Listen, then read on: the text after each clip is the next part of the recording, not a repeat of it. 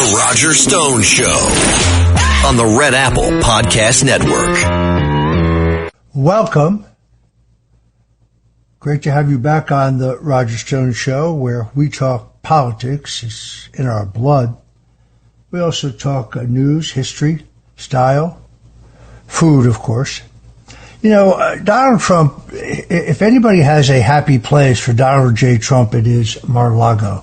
I saw what we used to call a wire photo, but I saw a still photograph released by the media of President Trump sitting at the Halloween party. He has the broadest grin on his face. It really is a jewel. The idea that the New York courts would say it was only worth $18 million is so incredibly laughable. This was the original summertime home of Meriwether Post, who was the socialite whose family owned the Post cereal company. Her daughter, of course, grew up to be the famous actress Dina Merrill, who grew up at Mar-a-Lago as a little girl. In fact, one of the bedrooms upstairs that President Trump has preserved was the pink-tiled bedroom of the actress' child, at that point, Dina Merrill. All of the tile at Mar-a-Lago came from either Italy or Spain. It was all hand-painted. President Trump replaced a great deal of it with new hand-painted tile. It was a complete and total renovation. I was actually with him the day he walked through it thinking about buying it. We were flying from New York to Palm Beach on a Friday. I would normally then have my wife pick me up in Palm Beach and go to where we lived in Miami. That was a pretty regular weekend ritual when I was working for Trump in New York. And he said, I'm going to go look at this property. It's been willed to the government, and I might bid on it. Evidently, Richard Nixon and Bebe Rebozo, his best friend, the banker from Key Biscayne, who was one of the key bankrollers of Nixon's comeback bid, had visited it at the time Nixon was president. He flew there from Biscayne by helicopter to inspect it, but he determined that it was much too grandiose and much too elaborate for his kind of everyman political style. He was right about that. This is the perfect home for Donald Trump. Of course, it is in the Spanish Rococo style that is so popular in Palm Beach, but Meriwether Post was known for her entertaining, so she would have 50, 60, 70 couples for the weekend. And they would play bridge, and she would put on elaborate dinners, and they would go to the beach club. Donald Trump owns the beach club across the street from Mar-a-Lago, so separated only by a street, and there's a tunnel, which is only, of course, for club members, that takes you from the main house. The golfing facilities are completely and totally different. So you don't get any golf privileges at Trump International Palm Beach. Donald Trump himself once joked that the dues at Mar-a-Lago that are now reportedly as much as $2 million a year for a person, for a family. Trump used to joke and say, people are paying a lot of money to pay top dollar to buy food. And the food there is completely and totally exquisite. It's extraordinary. And the president, of course, prides himself on the quality. Before his presidential days, when he would go down to Mar-a-Lago on the weekends, he would function on Friday and Saturday night as kind of an impromptu maitre d'. In other words, he would walk around and say, is that steak cooked all right for you? Do you like these seats? We can have you moved, and so on. He's very proud of the club. That tradition, I think, will die when he leaves us. I'm sure his sons love Mar-a-Lago, but they don't want to be a tour guide for it. With the scene at Mar-a-Lago, which started the season itself, kind of started last weekend. For the first weekend, there were festivities at Mar-a-Lago. Then this weekend, once again, the president returned for Halloween. I believe he did the public Halloween ceremony in D.C., or the festivities there before he split. But when you go there for dinner, there's a giant outdoor round courtyard surrounded by the house, and it is fitted with glass tables and umbrellas during the winter months, a canopy other times, and the president's table is there, but it is roped off with velvet ropes, and there are 6 Secret Service agents along the ropes completely surrounding him. I find it extraordinarily annoying that people, not me, of course, but people who belong to the club try to go up to his table and line up asking for an autograph or to put in a good word for a job seeker or to ask for a selfie while the man is trying to eat. But he's much better about that than he used to be. He actually, in 1988, when we thought about his first exploring a presidential bid, he is quite famously, I think everyone knows, a germaphobe. So he was using hand sanitizer by the gallon. Still uses it. It's probably why his health is so good. But he really now relishes the campaign trail, and you can see that he gets strength from people. Unlike Hillary Clinton, who let's be honest, hates people and wish she never had to come in contact with him. Or let me think of another politician, Ron DeSantis, a guy who wears earbuds, the governor of Florida, even when he's not listening to anything, so he can avoid talking to you. Trump is the ultimate extrovert, quite obviously. He's a great showman, and he understands the news cycle. He understands the headline. Anybody who tries to convince you that Donald Trump is managed or handled or scripted does not understand him. He's a phenomenon. He's unlike any political figure in our history. I don't consider him a politician. I don't think he'll ever be a politician in the classic sense. I do think he has a highly capable staff. I do think Susie Wiles, and the person who has that job of chief of staff, always takes a lot of guff. She takes more than her fair share, but she runs a very efficient and effective White House, and she serves the president well. She understands him. To serve him well, you have to understand him, and she understands. But he's freewheeling, to say the least, and he's going to do what he's going to do. I think he's on an incredible roll here. Obviously, in the background is the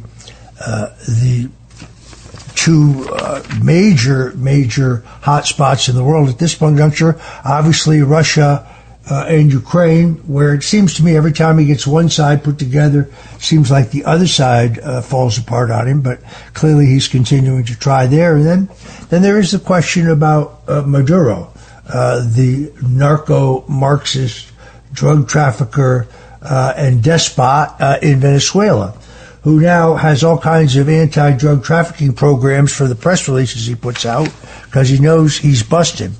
I noticed Trump very casually was asked in a press gaggle last week if Maduro offered to give you everything, turned over everything to you, would you just let him walk away unprosecuted? And Trump looked and said, "Oh, he has offered us everything." My sources tell me that the Maduro actually thinks that he may be hit from the sky by a drone, as we did to some of the higher profile Islamic terrorists.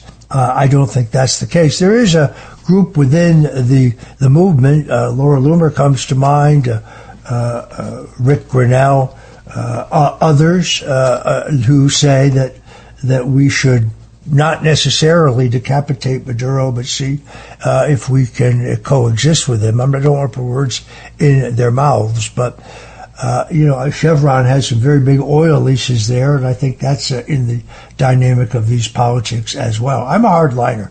I see the communists really on the rise in this hemisphere. First of all, nothing's gotten better for the people of Cuba. The regime that was once propped up by the Russians and then went broke, which slightly loosened their vice grip on the people of Cuba, now has the Chinese moving in to pick up the pieces and finance Cuba as right now, I think, the largest and most sophisticated spy station in the world. So they are watching us from Cuba. Some military sources tell me that there are also missiles on the island. They are theoretically defensive missiles, but I'm told with less than an hour of reprogramming the codes, they can become offensive missiles. Joe Biden ignored all of this. You had the globalists in the Biden Justice Department framing the president of Honduras, Hernandez, who was pro-America, pro-Trump, anti-drug trafficking. In his case, this is so ironic, they framed him claiming that he was a drug trafficker. They got two convicted drug traffickers in prison in Honduras. That's the sum substance of the evidence against him. There is no other evidence. This is a frame job by Joe Biden and his thugs in concert with the Xiomara Castro government in Honduras to hijack the government. And the president should pardon. I just thought of this, actually. The president should look at pardoning Hernandez. That case should be examined very carefully because having talked to his wife, his daughters, having studied the case, this is just another Marxist beachhead, along with Venezuela, along with Cuba. Don't think that the communist Chinese are not active in the Caribbean, in all of the CARICOM nations, all those small island nations you just think of as vacation spots. The Chinese are very active in the CARICOM nations as well. And of course, we know that they have been buying up strategic rare earth minerals around the globe. China, not Russia, is our number one problem today. China, not Russia, is financing a lot of the drugs in the United States, including the fentanyl trade coming through Mexico. They claim, of course, that they don't, and the president did just sign a new agreement with Chairman Xi to try to limit that. So the president has pinpointed it as a problem. I sleep well at night knowing that in these difficult and extraordinarily troubled times, Donald J. Trump, not Kamala Harris, is the president of the United States. We'll be right back. The Roger Stone Show on the Red Apple Podcast Network.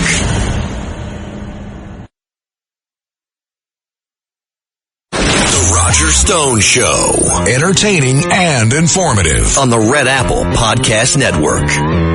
A man is not finished when he is defeated. He is only finished when he quits. Those are the words of one Richard Milhous Nixon, words that I live by. You remember how they went out of their minds when they learned, it was alleged actually, that President Richard Nixon had an enemies list. This was during the Senate Watergate Committee hearings, which of course were televised. The man making that claim, John Dean, essentially fabricated the claim. There was no formal list, and no one was ever harassed by the FBI. That did happen under Franklin Roosevelt and the Kennedys. It's funny, John Kennedy beat Richard Nixon for president by a whisker in 1961, and then former Vice President Nixon came up in a random audit of his taxes in 62, 63, and would have been on one for 64, I suspect, if John Kennedy hadn't gotten killed. Roosevelt famously used the IRS to harass his enemies. Nixon never did. But now, where is the outrage from the New York Times, the Washington Post, CNN about the extra-constitutional DOJ operation Arctic Frost, in which Joe Biden's enemies list has shockingly completely been exposed? This was an atrocity disguised as law because there is no probable cause to have these people on its target list. There's no evidence that any of them committed crimes. So this is like Joseph Stalin's "show me the man and I'll show you the crime." It is shocking what Jack Smith and Merrick Garland were up to. They started by twisting the idea that alternative elector slates or questioning, either legally or publicly, the result of a public election is a right that every single American has. It's not seditious if you feel that something doesn't smell right, if the facts as presented don't sit right with you, if the fact that the counting stopped at exactly 3 a.m. across multiple states, and large numbers of paper ballots, as many as 300,000, suddenly appeared out of nowhere. If that bothers you, that's not a crime. You're entitled to be suspicious. But they tried to say that questioning the 2022 election was a crime for which Donald Trump should be charged. They also planned to try to charge him with responsibility for the illegal acts on January 6th at the Capitol. But notice how they very cleverly cut when he said march to the Capitol peacefully and patriotically. Notice how CNN cut that part out, and that in the testimony they showed in the fake January 6th committee hearings, that was not exposed either. So this January 6th hoax, which Jack Smith is really the legal part of. You may remember Joe Biden was asked in an interview, or he was departing someplace. They said, Mr. President, it was in the gaggle. One of the reporters shouted out to him, Mr. President, aren't you worried about a rematch with Donald Trump? This was shortly after Trump had announced his candidacy. And Biden kind of muttered, no, we're not going to let him run. There you have it in the nutshell. So this was a politically motivated conspiracy in which Jack Smith coordinated with state and local prosecutors in New York, Georgia, Nevada, Arizona, and elsewhere. These prosecutions funded via the good graces of George Soros, who elected most of the district attorneys bringing the charges. This is the most epic crime in American history, but we'll come back and talk about this list on the other side, because this is not law enforcement. This is political persecution and weaponization. I'm Roger Stone. You're listening to The Roger Stone Show. We'll be right back.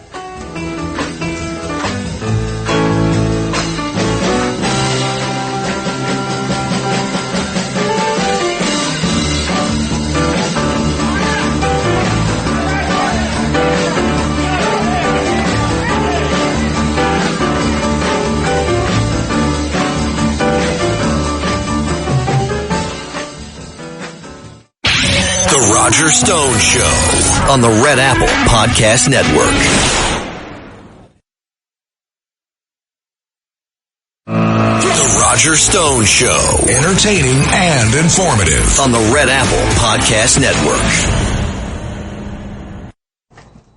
It is so laughable to hear the reporters at the New York Times and the Washington Post, on CNN, MSNBC, the Associated Press, Reuters, say that Donald Trump is on a rampage of revenge and retaliation because he dares to call for the prosecution of people who violated both the law and the U.S. Constitution in their maniacal desire to drive him illegally from office. They violated his rights, and they weaponized the system against him, and he beat it all, not just the re-election campaign, but the larger campaign to stay out of prison.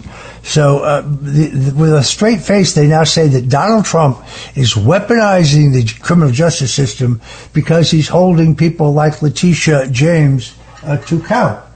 Letitia James has prosecuted people for the exact same mortgage fraud crime that she herself stands accused of.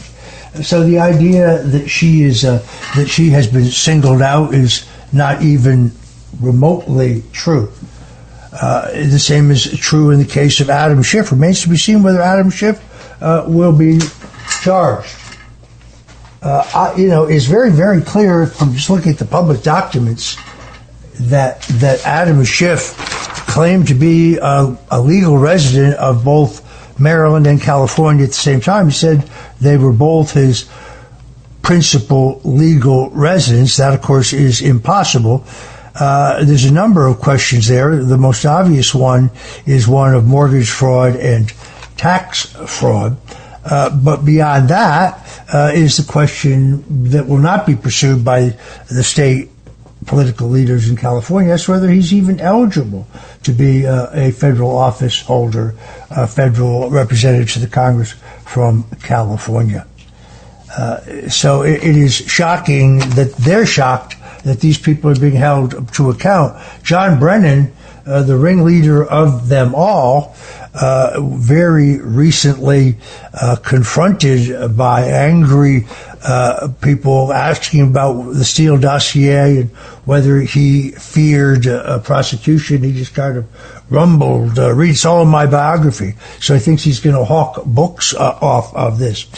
I did get into a little tiff with my friend Laura Loomer this weekend. Laura is very smart and very hardworking. But I think that she has me wrong. I am a supporter of Israel.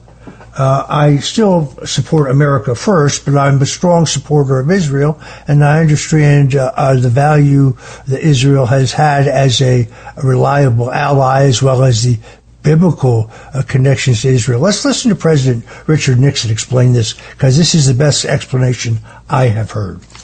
Let me explain something about what is called the Jewish lobby in this country. In the first place, Jews, understandably in the United States, because of what happened in World War II, because of the Holocaust, are going to put first priority on the survival of Israel. Now, as good Americans as they are, they believe that America's survival and security is directly related to Israel's. Their belief is that being for Israel first means that does not mean you're putting America second, because they think it goes together. An American president, however, has to approach it in a different way, in my opinion. He's got always to think first of what is best for America. And that's true whether it has to do with the Israelis or whether it has to do with the Irish or the Germans or what have you, or the Poles, etc. Usually what is best for America is also best for Israel and vice versa. But on occasions, an American president must make a decision that does not, in effect, give the Israelis a blank check.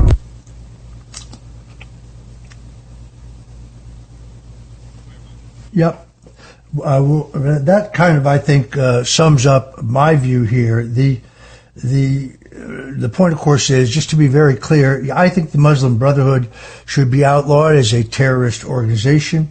I oppose the spread of Sharia law. I'm a harsh critic of both Hamas and Hezbollah. So anyone who wants to question otherwise is free to do so. Like most non-interventionists, I had concerns about the president taking actions in Iran. In the end, he did exactly the right thing, and I strongly supported his surgical approach. Not the boots on the ground, not the endless foreign war as was put into place by the Bushes, but peace through strength. And I think that act was not only in the interest of the United States, but also in the interest of Israel and in the interest of the world. These mullahs are not like the Germans or the Japanese or even the Chinese or the Russians or other foes that we have faced. These people have no problem dying themselves, being martyred, as long as they can destroy us. And that is a special kind of danger. So I am proud of my support for the State of Israel. And I point out yet again, Israel would not exist today but for one Richard Milhous Nixon, who in 1973, over the advice of Dr. Henry Kissinger as National Security Advisor, over the advice of the Chairman of the Joint Chiefs of Staff, Admiral Thomas Moorer, over the objections of the entire NSC staff, over the objections of his State Department, he made the unilateral decision to airdrop $37 million worth of lethal aid to the beleaguered Israelis who had their backs against the sea, a historic failure in Israelis' vaunted intelligence, but a lightning strike by Syria and Egypt against Israel endangered Israel, and it was Richard Nixon responding to an SOS from Golda Meir, who airdropped $37 million, sent another, I think it was $48 million in lethal aid by ship. Without that aid, Golda Meir said Israel would not have survived. So even though it's true that Nixon made some, I guess you would say, anti-Semitic comments in the famous Watergate tapes, what matters more, deeds or words? That's what that's what Golda Meir said. Here's what I was looking for earlier. New York Attorney General Letitia James actually posted this on Twitter prior to her being charged with serial mortgage fraud.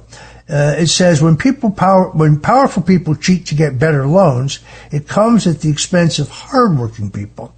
Every day, Americans cannot lie to a bank to get a mortgage. If they did, our government would throw the book at them. There simply cannot be different rules for different people. Exactly. But you cannot get around the fact, even though you have Hunter Biden's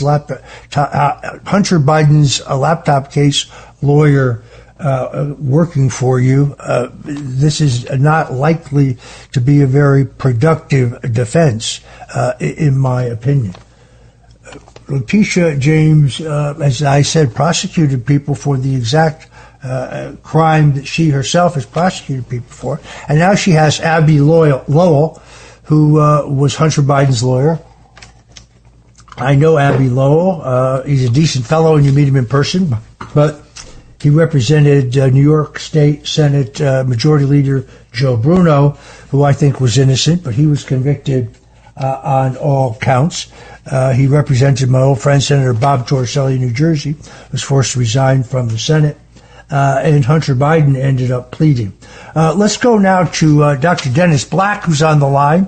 Dr. Black is the genius behind Rough Greens, and Rough Greens is a miracle, folks. Rough Greens is a line of food and medicine, not medicine, but vitamins and tidbits and other items for dogs. And I honestly believe it played a key role in saving one of my two dogs after they were poisoned. Dr. Black, welcome. Thank you. Thank you, Roger. Nice to be with you again. As you know, the last time we spoke was right after my dogs had been poisoned, and you advised me to get them on VitaSmart, one of the best products, which has all the essential minerals and antioxidants and digestive enzymes, as well as Rough Greens. You make a very good point I'd never thought about, but dog food, I mean, the kind you buy in a can, is dead food because it's been cooked and processed so that there's none of the necessary nutrients in there. I could see the coat on both of my dogs because they're Yorkshire Terriers. The coat is healthier. There's a gleam in their eye. It's really amazing. Well, I always ask people a simple question. How do you plan on keeping your dog or your cat alive feeding it dead food? It just doesn't make any sense.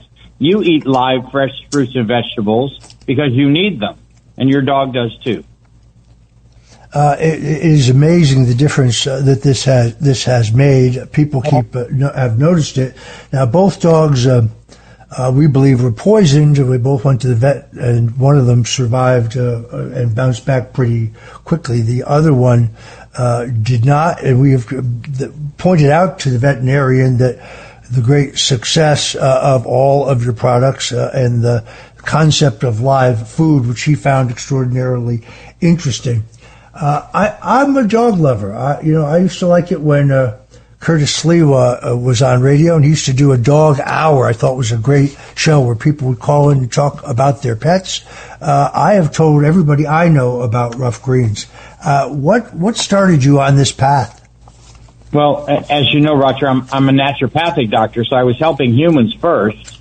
We made a line of human products, and then those people got well, and they got off of their medications, they got healthy, and they said, can you make something for our pets, for our dogs and cats? And so that's really kind of what prompted us to make Rough Greens. We looked at pet food, and we realized very quickly that dog and cat food is essentially dead. There's no live vitamins, minerals, omega oils, probiotics, enzymes, nothing in there. It's just basically carbohydrates and proteins. It'll keep them alive, but as dogs and cats get sicker and sicker all the time, people think that their pets are having medical issues. And the reality is they're just having nutritional deficiencies. So that's why we decided to put the live things into pet food that they need. And dogs and cats are completely different, so it's two different formulas. But for dogs, it's easy to see how quickly they turn around. Their breath gets better. They stop scratching and itching all the time. Their coat improves. Their stool improves. Things just get better very quickly. 90 days, and it can completely turn a dog's life around.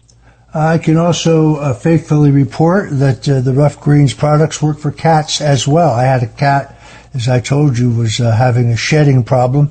I'd taken the cat to the veterinarian and spent way too much money. The cat was perfectly healthy, but it shed an enormous amount. I used the products that you sent me, and that problem has solved itself. It's extraordinary. It's called Meow Greens. That was it. And yep. people can find it. Both products, they can find them at ruffgreens.com, roughgreens.com, and you can pick dog or cat, or you can bundle it and pick both.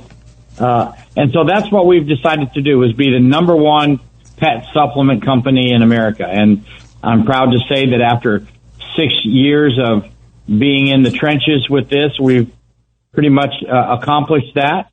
I have a new book called A Natural Path to Pet Health on Amazon, and I'm proud to report to you today that it is now an Amazon #1 bestseller. There you go. Oh, yeah. There. So, you go. Folks, look it up on Amazon. Dr. Dennis Black, a new bestseller on pet food and pet health. I can't say enough about Rough Greens. Has really saved my babies. They become like your children. So my wife and I have had 9 Yorkshire Terriers in the course of our long marriage, and 1 rescue Wheaten Terrier with 3 legs, Oscar, who's no longer with us, but he was a truly great dog. I was really very concerned about whether my dogs would survive. Last time we spoke, just happened to be serendipitous. We spoke right after we believed that one of the neighbors tried to poison them, and $12,000 worth of pet bills later. They are both still with us, MeWe and Pee-wee, and today, without any question, much healthier thanks to Rough Greens. Thanks, Doc, for coming in and talking to us. We appreciate it. Thank you, Roger. Appreciate it. Anytime.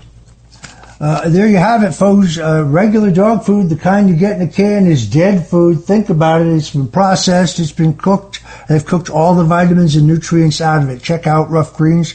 I think you'll be happy that you did. We'll be right back. The Roger Stone Show on the Red Apple Podcast Network. The Roger Stone Show on the Red Apple Podcast Network. So the Project Arctic Frost hit list that was released last week by Senator Grassley, the Biden department's DOJ target list, all without probable cause, targeting people for illegal surveillance, for harassment, and presumably for prosecution, is just the latest step in a seditious conspiracy. It started all the way back in 2017. I argue that this is one long seditious conspiracy run by the exact same people. Barack Obama and Joe Biden and John Brennan, who's looking mighty sweaty these days, and General James Clapper, the Director of National Intelligence, Susan Rice, the National Security Advisor, FBI Director James Comey, Deputy Director Andrew McCabe, Deputy Attorney General Rod Rosenstein, Robert Mueller himself. These people engaged in a long seditious conspiracy that began in 2017, but continues through the entire Russian collusion hoax, of course, which we now know thanks to Tulsi Gabbard, the Director of National Intelligence, who declassified the core documents. There's no evidence whatsoever. All the evidence is to the contrary. It was, as the president says, a hoax. But then on through 2 impeachments, one of them over Russia. That's absurd. The other one over the president's phone calls to Ukraine. We now found out that impeachment wasn't offensive by the Democrats. It was defensive. The purpose of that phony impeachment was to hide the fact that Joe Biden had shaken down the Ukrainians for $1 billion in tax money, which he threatened to withhold if they didn't fire the prosecutor who was investigating Burisma Energy and his son, Hunter Biden. So it is one long seditious conspiracy. What I hate seeing is how the tech companies just fold. So Verizon, in this case, completely complied with subpoenas, saying they were facially valid and containing phone numbers and not names. They claim to have since modified the terms of their service, and they say they'll do a better job challenging dubious legal requests in the past. AT&T and other companies did not comply with Arctic Frost's demands for phone records. AT&T submitted a list of questions to Special Counsel Jack Smith, and when he refused to answer them, they dropped the subpoena and the requested records of people like me, General Flynn, a number of members of the White House staff, Alex Jones, Mark Meadows, the President's Chief of Staff, and many, many other patriots. It reminds me of when I was arrested, Apple turned over all my iCloud records to Robert Mueller without even presenting a subpoena. But when the San Diego killer, the San Diego massacre killer, was captured, Apple said that turning over his records would be a violation of his civil rights and his privacy rights. I believe they said the same thing about Thomas Matthew Crooks. So Verizon should be ashamed for enabling this federal tyranny. But let's be very clear. Jack Smith was violating the Separation of Powers Act of the U.S. Constitution by spying on members of the U.S. Senate. Just like they spied on Donald Trump's campaign in 2016, inventing the Russian collusion hoax and specifically the Steele dossier, then using that as the rationale for the warrants that were used to spy on Trump's campaign, including Carter Page and his foreign policy advisors. Additionally, used as the rationale for the appointment of Robert Mueller, who tried to send me to jail for 7 to 9 years, even though no misstatement I made before the House Intelligence Committee hid any underlying crime. You can't lie about Russian collusion or WikiLeaks collaboration when neither one of them exists, can you? This is a shocking chapter. The real question here is, will these people be prosecuted? That is the question. A question for Attorney General Pam Bondi and a question for Deputy Attorney General Todd Blanche. And that is Mueller, Comey on additional charges, Brennan, Clapper, Rice, Christopher Wray, I think, as well as Rod Rosenstein, the former acting Attorney General, Mueller himself, although he'll probably argue non-compos mentis as his political defense. Will they be brought to justice? Will those who acted unconstitutionally and illegally in their mania to get Donald Trump be held accountable? I'm Roger Stone. We'll talk about it on the other side. The Roger Stone Show on the Red Apple Podcast Network.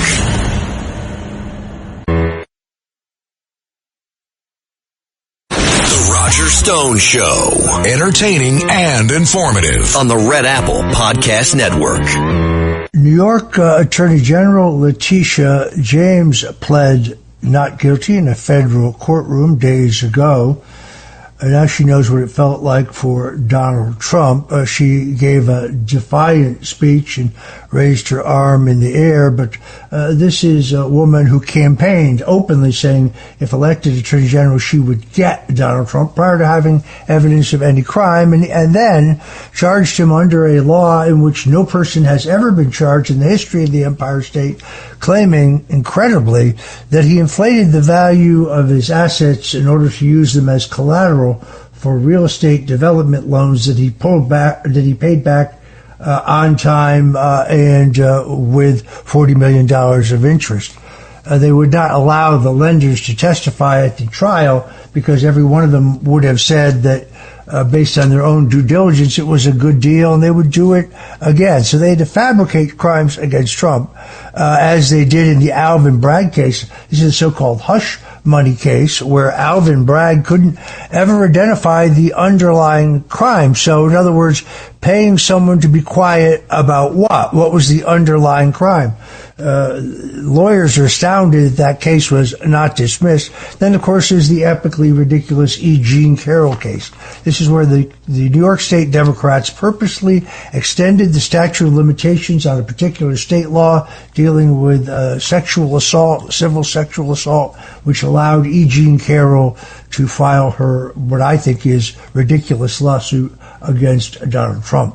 She quite famously claims to have been wearing, I think it's a Diane von Furstenberg designer dress on the day she claimed she was assaulted. The problem is the dress in question, in which she was on the cover of New York Magazine, had not yet been invented or marketed yet. It is really astounding. Folks, we're going to take your questions today in the Stone Zone. So it's Roger Stone in the zone and on the phone at 800-848-9222. That's 848-9222. Again, 800-848-9222. Or you can go to Ask Stone at RogerStoneShow.com. Ask Stone at RogerStoneShow.com. We're happy to take your questions. It's amazing to me, in the once great Democrat Party of John F. Kennedy and Harry Truman, that the new leaders of that party are Jasmine Crockett, AOC, a bartender from Queens, Bernie Sanders back again. It's like that. It's like that song that I never particularly liked by Billy Joel, but Bernie Sanders, who will just never go away. Bernie used to rail against millionaires and billionaires. Now he only attacks billionaires. That's because after his two presidential campaigns, Bernie and his wife skimmed plenty in media placement fees, which is not illegal. It's perfectly legal, but it should have been disclosed to his donors. So Bernie's driving a top-of-the-line Mercedes and has 3 vacation homes. You see, Bernie likes socialism for thee, but not for Comrade Bernie. And Jasmine Crockett is not at all who she says she is. Born in March 29, 1991 in St. Louis, Missouri, she grew up in a world of comfort that sharply contradicts this whole ghetto persona that she projects. She attended the elite Mary Institute and St. Louis County Day School, a private academy for the affluent, with tuition costs rivaling top universities. Her father, a reverend, ensured that she had a very stable, upper-middle-class living, far removed from the hardships she implies in her speeches, complete with all of the affected dialects and other performative social media stunts that she pulls. In other words, this whole hood backstory to curry favor with voters, calling her a fake hoodcrat exploiting stereotypes for clout. Critics point to her elite education, her bachelor's degree from Rhode Island College, her law degree from the University of Houston as proof of her privileged roots. She's not some scrappy climb from poverty success story. And she has been, I think, the face of their party with her slashing attacks on Donald Trump, except for it doesn't make any sense.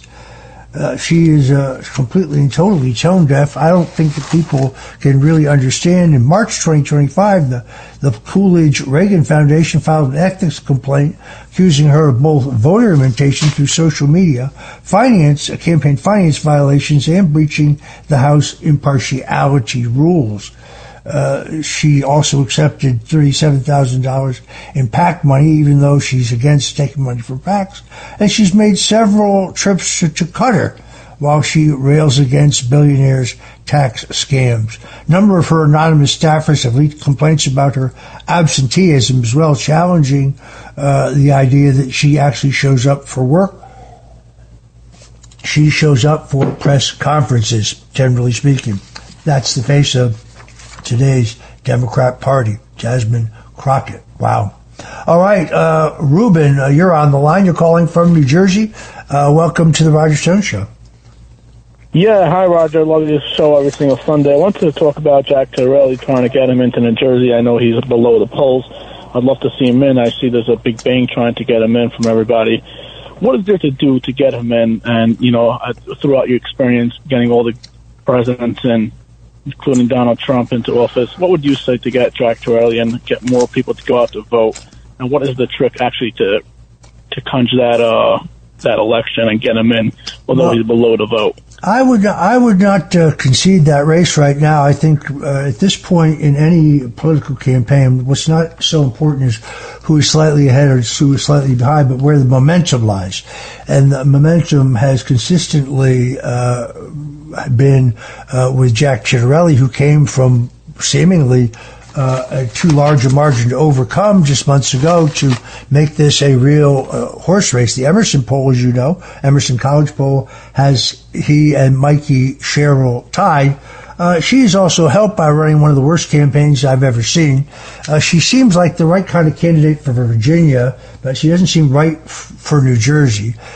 She doesn't come out of the Camden machine or the Bergen machine or the Essex County machine or the Newark machine. She comes out of genteel Morris County.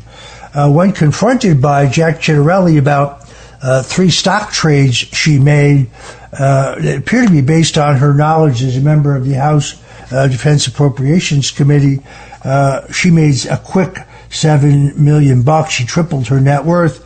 She basically said she could remember that happening, which is a disingenuous answer to begin with. Also, you see the same problem we've seen before of federal legislators running for governor. Jim Florio was a congressman. First time he ran for governor, he knew nothing about state issues.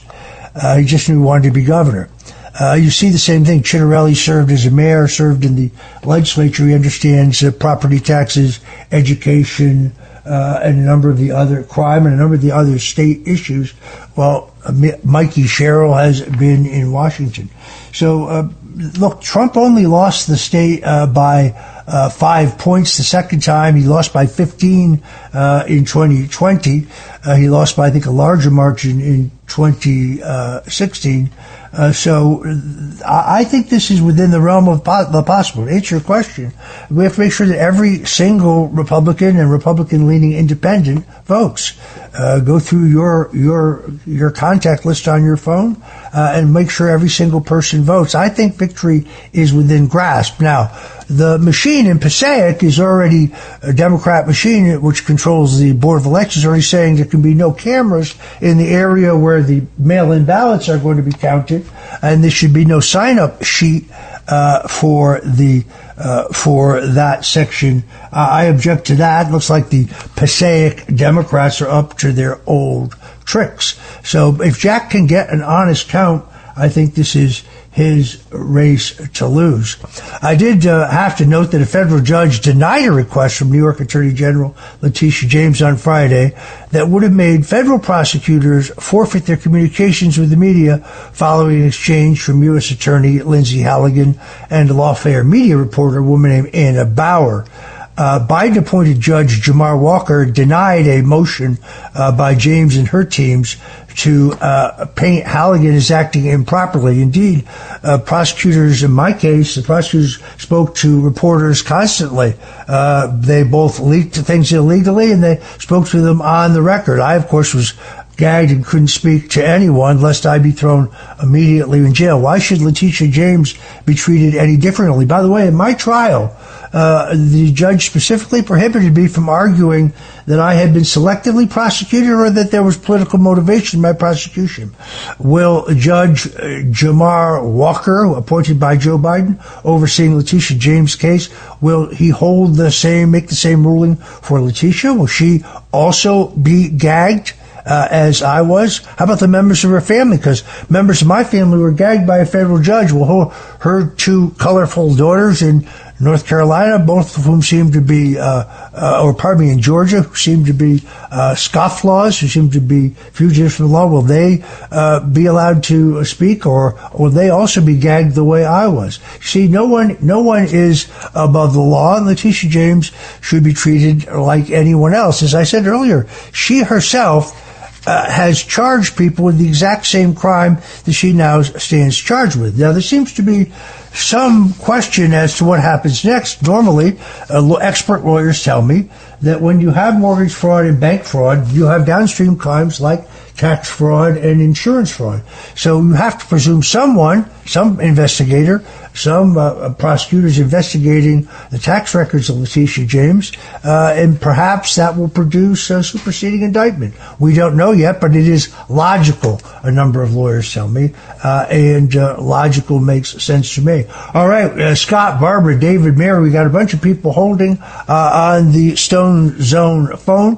When we come back, we'll take some more of your questions. You're listening to the Roger Stone Show on the Red Apple Audio Networks, where we eat, sleep, and breathe politics, and we give you our incisive I would say, a view.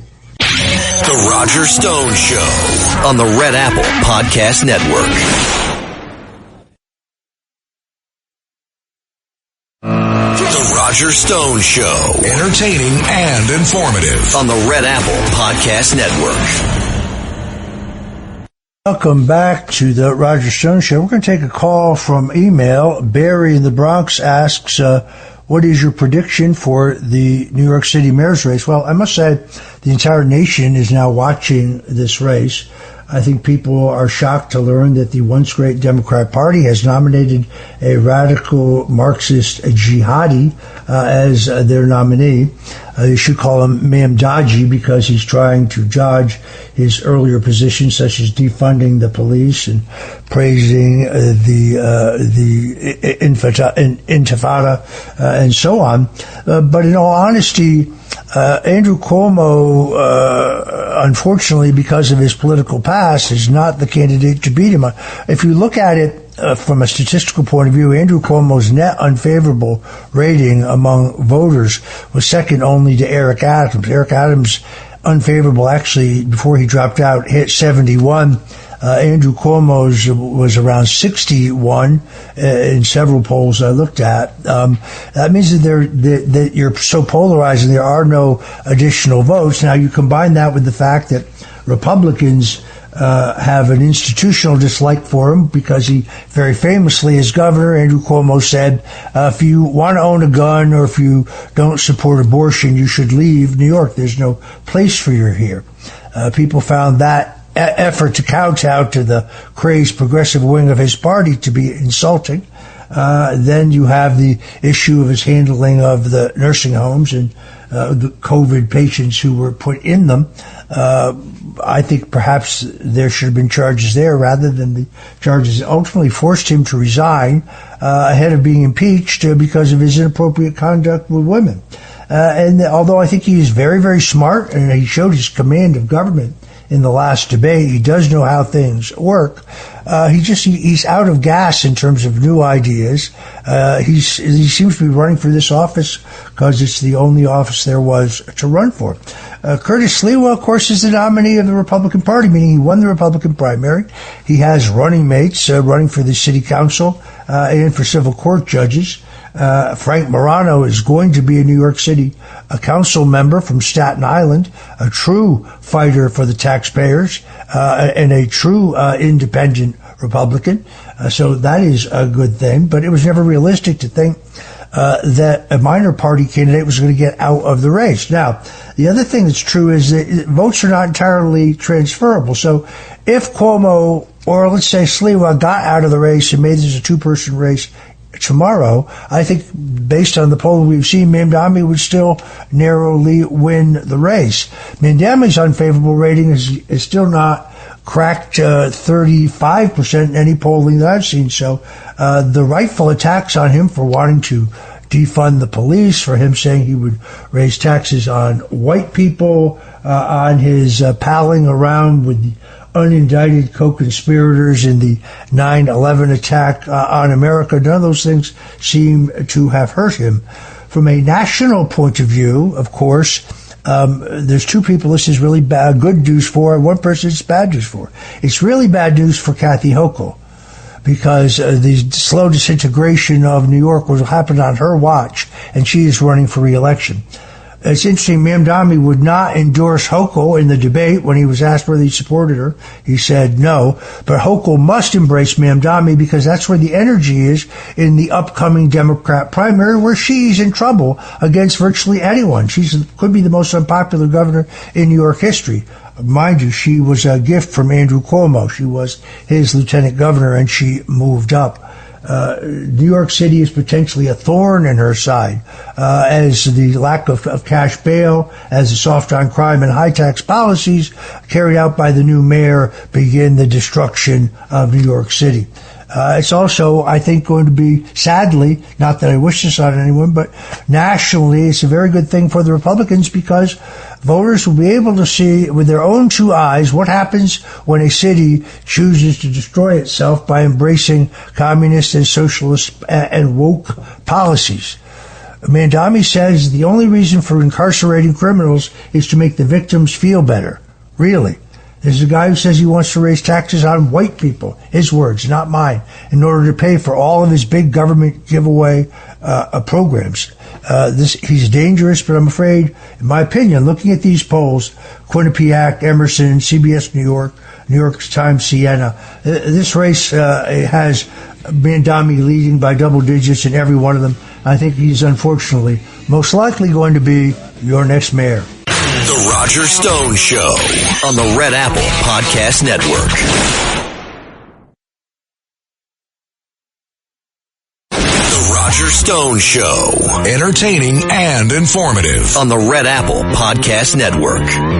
Welcome back, folks. It's funny, we were talking about the mayor's race. I just got a question on the email asking me what I think of Curtis Sliwa's iconic red beret. I note, by the way, that he did take it off for the debate. Thought he did quite well in the debate, by the way.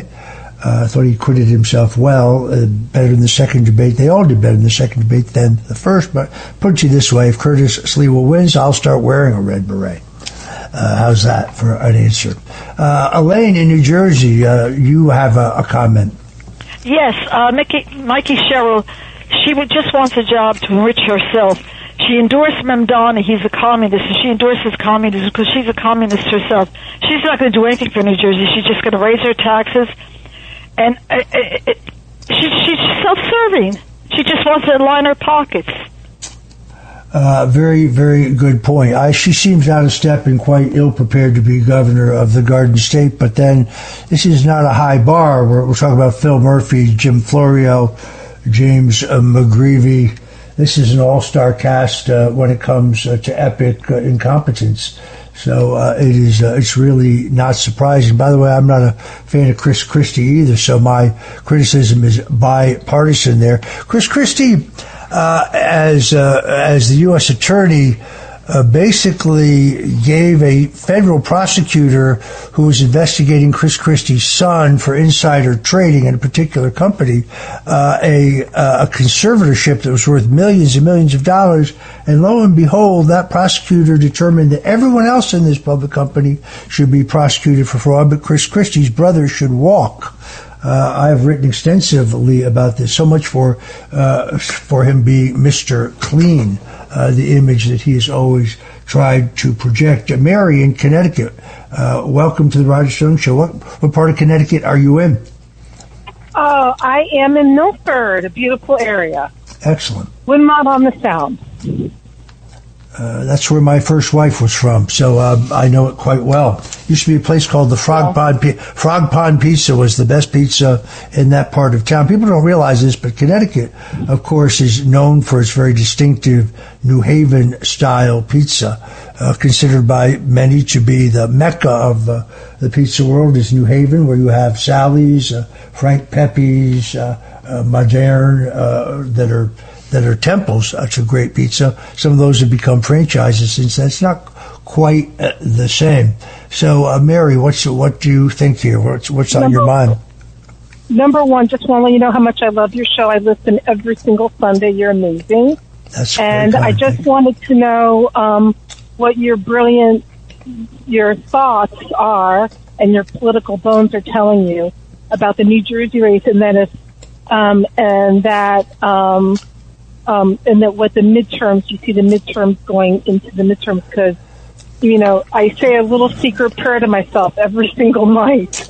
Yeah, please, Republicans keep the House. It's very, very early to say what the midterms are going to produce. In politics, a week is a lifetime, and anyone who declares, I was on Laura Loomer's show I'd say about 2 months ago now, and she said, well, we're going to lose in the midterm elections.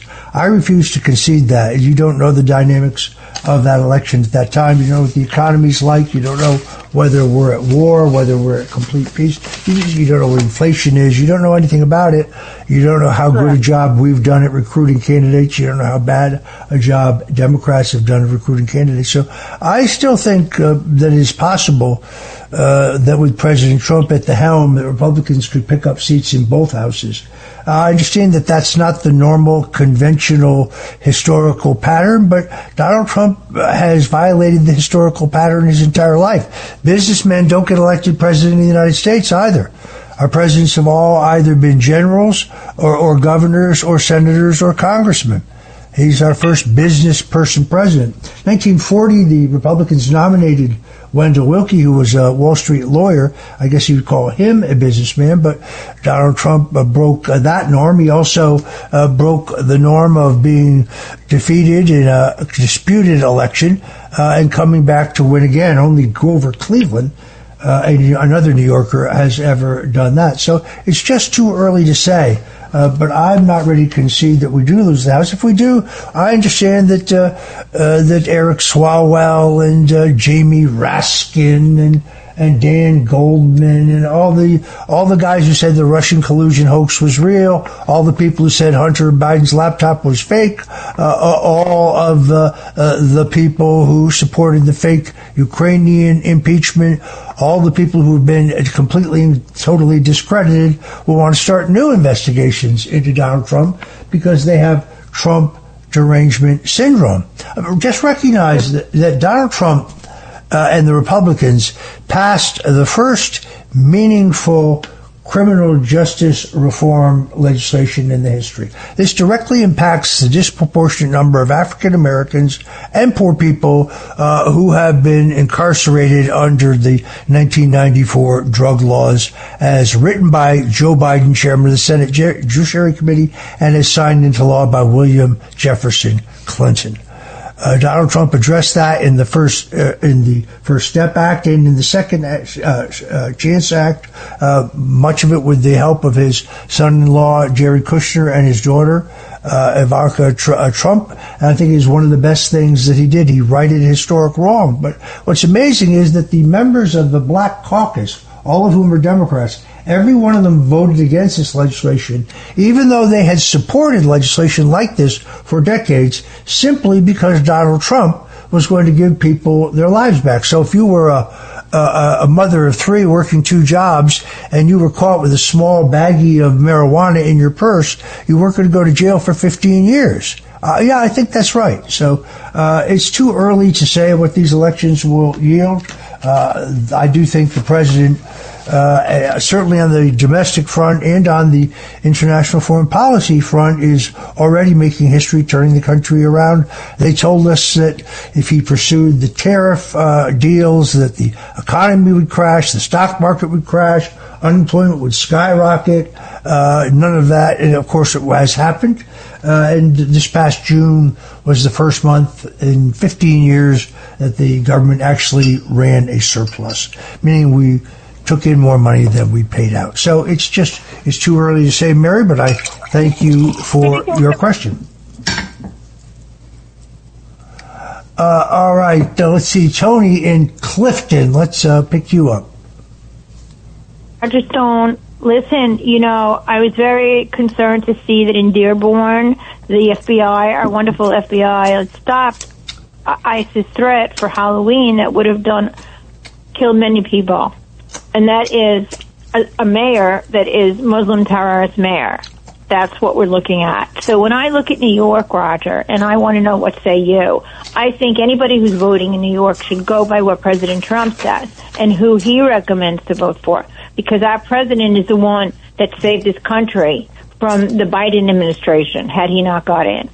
A lot going on, and a terrorist Muslim in New York City can do so much damage. We won't be alive to tell the story because of all the terrorists that'll be in the area, that he will not work with ICE to control. What say you, Roger Stone? I'm into complete and total control, but as you know, J.B. Pritzker, the rotund governor of Illinois, and Mayor Brandon Johnson, a man with a 6% approval rating, both took the same position. They basically said that the Chicago City Police are ordered specifically not to come to the aid of ICE agents who are in distress or may be in danger because they're surrounded by violent extremist, terrorist protesters who are really just thugs. That, I think, leaves both of them with, in the end, legal liability. They also ordered the founding of a database so they can collect the name of ICE agents to publicize them so that there can be threats against themselves and their families. Letitia James has done the same thing in New York. So I think the Democrats are going to find this all firing on them very, very badly. They seem to think that there are a lot of votes in embracing dangerous, illegal criminals who are in the country causing mayhem. That's not the once great Democrat Party of John F. Kennedy and Harry Truman. I really don't understand. Judith in Brooklyn, we got a little bit of time here. What do you got? Hi, Roger. I'm calling because I read something earlier, and I really wanted to read it again. But basically, I don't know if you saw this or not.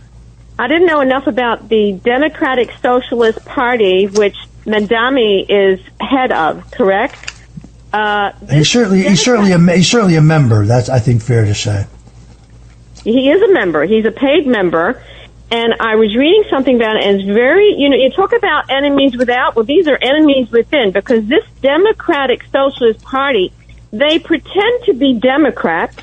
They actually involve themselves with the Democrats, but really they are using the Democrats, okay, pretending to be, but they're really not. They want to take over and kick out these Democrats to take over, because they are not the Democrats. They are basically Marxists aligned with Islam, radical Islamists. This is who they are, and this is their agenda, and they want to do that. And so this Democratic Socialist Party are so dangerous to our country, because it seems to me that they're getting stronger and stronger, and using, let's say, our constitutional laws and whatever, and twist them around to their nefarious ideas, which is completely anti-American. They're completely communist, Marxists, and Islamists and whatever, totally. They use politics for their own causes, like politics for Islam, for cause of Islam, instead of American politics. And they're quite a lot, and they're very fooling, and that's what bothers me. They're very fooling. They are not Democrats at all.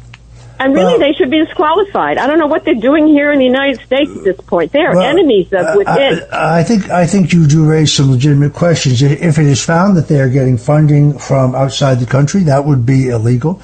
If it was proven that they had allegiance to another country other than the United States, that would be illegal. If they came here illegally, some people argue that Mamdani was not completely forthright or honest on his immigration forms. And if that were to be found by a judge to be true, even he could be deported, although I'm not an attorney, I have not studied that case. But there is the problem here, though, that I think you're losing sight of is that is now the power center within the Democrat Party. There are no moderate Democrats. Chuck Schumer and his ilk nurtured this crazy progressive wing for years to get votes out of it, and now they find out they have been swallowed by it. So if Chuck Schumer is challenged by AOC in the primary, she will roll over him the way she did Congressman Joe Crowley, the powerful chairman of the Queens Democratic Committee, who had that seat until she beat him in a primary. That is where the energy in their party is. AOC, Jasmine Crockett, the Squad, and that tired old windbag Bernie Sanders. So yes, you are right about the danger of radical Islam and the danger it places to this country. We talk about it all the time here on the Stone Zone. Thanks for calling. We're listening to the Roger Stone Show here on the Red Apple Audio Networks. We are here every week for 2 hours, and we talk American politics, and not only what's going on, but the history that got us to where we are. I am happy to be alive and give thanks to God every day that he saw that I was being framed in the vicious, politically motivated Russian collusion. It was only in my redemption that I found justice and peace. It's very interesting that a very good friend gave me a letter that had been written to their mother. Mother was a newspaper reporter. And it was written to Billy Graham to ask him whether he was a believer. And Johnny Cash wrote back and said, I converted and became a Christian at the age of 12. I made a public profession of my faith time and time again. And I was recently with Billy Graham at his Florida crusade in November. I never hesitate to proclaim my faith in Christ at every opportunity. I'm not bothered that a record does not climb the charts. A record is a record, whether it's a Word or CBS, but the message that I believe in Him is a universal evangelical plea, whether I sing it or whether I say it. I am a Christian. Jesus Christ is my Lord and Savior. Thank you and God bless you, Johnny Cash. I have it right here in my hand. It's a beautiful, beautiful letter. Thanks for joining us today on the Roger Stone Show. This is where you get the inside skinny on American politics, who's doing what to whom and who's going to get theirs next. We'll be back next week to give you more of the inside. I apologize. I think I may be abrupt. All right, let's move ahead. All right, this is the Roger Stone Show. I kind of lost track of time. How time passes when you're having fun. We'll be right back. The Roger Stone Show on the Red Apple Podcast Network.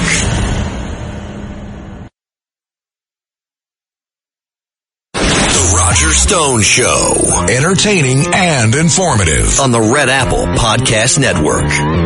All right. I was trying to get to the exit a little prematurely because that pot of Sunday gravy's on the stove and I'm ready for a weekend martini. But Scott in the Bronx, you had a question. Yes. Given the pervasive corruption of the police agencies under Mayor Adams, I mean, you had Eric Caban and his brother shaking down nightclubs in the city. You had the scandal where you had superiors in the department selling promotions for $15,000 apiece. Yes. You had various sex scandals with police officials misusing hundreds of thousands of dollars in taxpayer money to silence mistresses, etc. Given the pervasive corruption that's been unearthed in the department under Mayor Adams' tenure, do you think it's time for another Mullen Commission-style police investigation into police corruption as a whole? That's an excellent question. You refer, of course, of Milton Mullen, who I believe was the New York City Council president, and was appointed by Mayor Lindsay to look into political or police corruption. At a minimum, look, first of all, I don't believe the New York City crime statistics. I think people know far more about this than I do. Veteran law enforcement officials tell me that they're sanitized and they're cooked, and that crimes are miscategorized for purposes of trying to make the case that crime was down under Eric Adams, who was an abysmal failure as mayor of New York City. And he may have walked out, not with a pardon so much, but because the Justice Department decided not to pursue very serious charges against him. But that's not going to protect his cronies, his henchmen, and those who raised money illegally for him and otherwise acted illegally. And had he stayed in this race, he would have come in dead last and gotten around 9, 10, 11% of the vote. As I like to say, he is the best-dressed mayor since Jimmy Walker. He's the most corrupt mayor since William O'Dwyer. He's the most incompetent mayor since Mayor de Blasio, and he's the shortest mayor since Abe Beame. But I think his political days are over. A Mullen commission to look at the New York City Police Department, I think it's an excellent idea. Unfortunately, I think the New York Police Department is going to get defunded by the next mayor. I noticed that Elon Musk posted a great post on X, used to be called Twitter, and we took about amalgamation of about 20 different places where Mamdani said that the police should be defunded. Now, of course, he's trying to walk away from that.